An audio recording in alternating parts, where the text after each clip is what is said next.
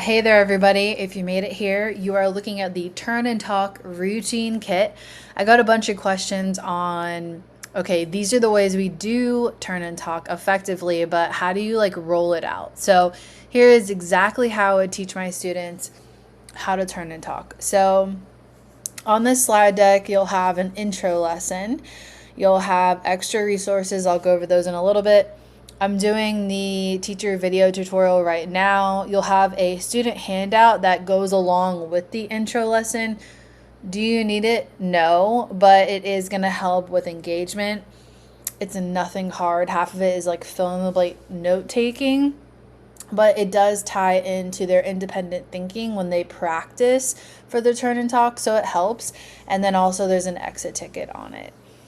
This whole lesson is going to take you around 30 to 40 minutes, depending on how fast you go through this and if you abide to the timers that are in here. All right, if any of the links don't work, let me know, email me. Oh, there's also a sentence starter handout as well. All right, so you're simply just going to go through this with your students. So make sure they have the handout if you're using it, and then you're just kind of sliding through, starting on slide 3. Telling them their goal. The goal is to build our confidence around turn and talk, and so we're able to focus in on what the goal is every single day when we do turn and talk. Why turn and talk, right? So you want to give them this information. Also, when you press slideshow, it'll have animation so you can present it in live time without showing all of it. So we go from independent think time, because that's where our equitable learning comes in, right? We want to make sure everyone has a chance to think independently. And then we're going to go to the partner turn and talk. By the way, the bolded words are the underline, are the blanks that they're filling in on their notes if you're using the notes. The point of turn and talk is that you have time now to explain your idea, listen to another's perspective, and build on their thinking. We practice turn and talk because real life requires you to explain your thinking, listen to others, respond respectfully, and build better ideas together. So that is exactly what you do. And then we come whole class, we share out loud. Now that you've prepared more, right, you're going to share a stronger answer. All right, so what does it look like? What does it sound like? Just kind of go through those with your students. And then we get into the steps. So step 1, you're going to prep, right? You're going to get ready. And that is that independent thinking time. To prepare, we want to make sure we really take advantage of that timer. And whenever it says independent, we're thinking independent, okay? Because we want to get those original thoughts out before anyone else influences our thinking. Step 2, we're gonna be told or figure out who's gonna talk first. So we need to know that going into our partner turn and talk. And it's gonna show up on that partner turn and talk slide. And I gave an example to the right here with the little clouds. Partner with the lighter shade shirt goes first, and you're gonna split the time half, 30 second, 30 second. Step 3, you're going to watch the timer, just like I said, because the conversation starts with the timer and it ends with the timer. And we don't want to stop talking while using the timer, okay? We want to encourage our students to keep talking. Step 4, make sure you listen to your partner, because when we go whole class, you're going to have to share what your partner said or what they were thinking. So here's an example of all the sentence starters that we provided on the printout, and we'll have them on the slide. Step 5, you're done when the timer's done, okay? So that's how we know, and everyone redirects their attention back to me, the teacher. So what does accountability look like in turn and talk? Well, I'm going to give you a heads up in the beginning. So I'm going to tell you what I'm looking for when you're done having a turn and talk. For example, you will need to share your partner's strongest idea. All right. So then when it comes to the end, maybe I say something like, what did your partner say that added to your thinking? Those are 2 different ways I could do that. But it's important for us as the teacher to tell them before they go into the action and then follow up in the end. While working, I'm going to walk around, and I'm telling them this, right?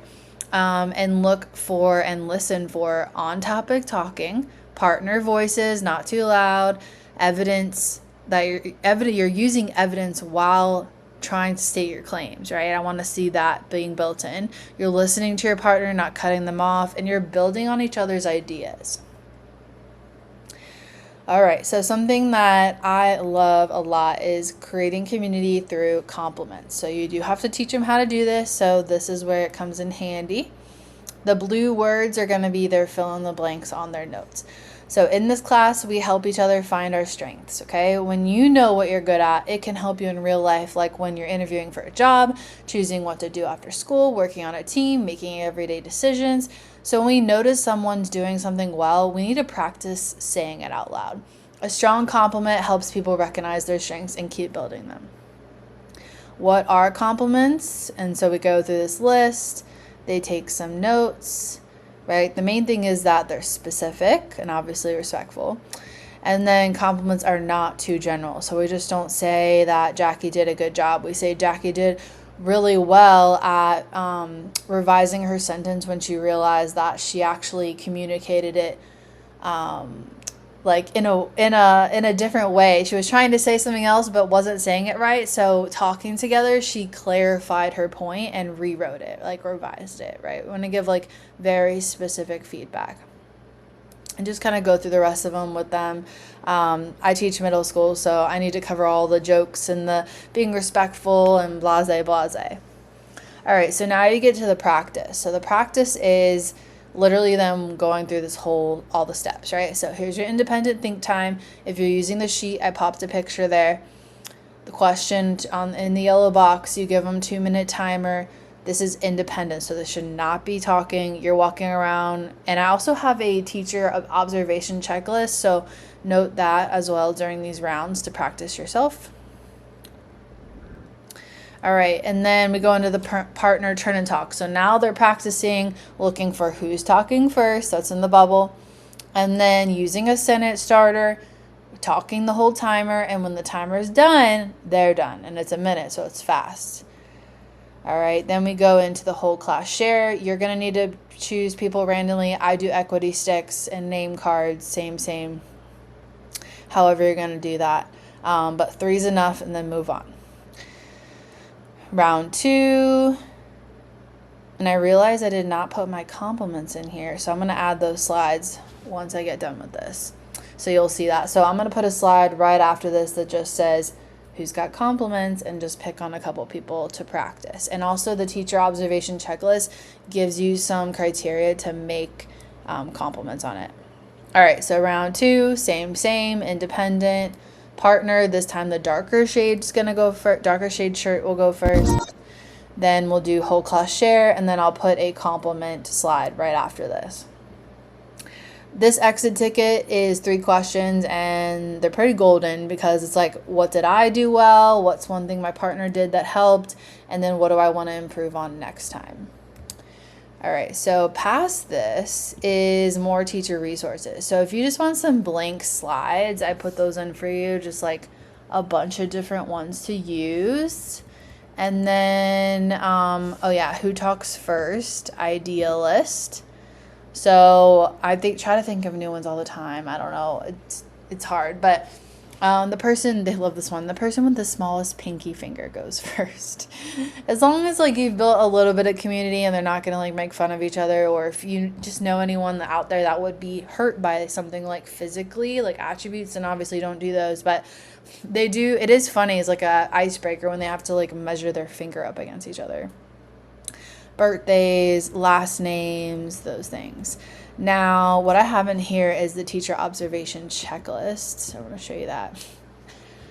The links got funky, and like Adobe is apparently like active on here now. So if it doesn't work, just email me and I will figure out a different way. So I made this with AI. Okay, so this is actually it took my slide deck and made a observation checklist. I personally do not use one when I walk around, but I realized this actually is probably something I should use, and I'd be more equitable, right? Because I'm already looking for these things, but I really should be looking for these things. Now, what I love about it is there's a checklist, right? And then here's your compliments, right? Strong talk, I heard. Student pair, I heard this. This is the perfect way to model your compliments for students in the first couple times that you do this. So definitely give them some models. And then here we go, compliment I give the class, right? Today I noticed students were strong at this. Like, what? That's beautiful. We want to do that. We want to build that community around compliments. And I just realized that my screen wasn't showing the whole time. Ugh, okay. So I'll put that observation checklist in there. And yeah, I think that's it. Just email me if you have any questions and would love to talk to you about it.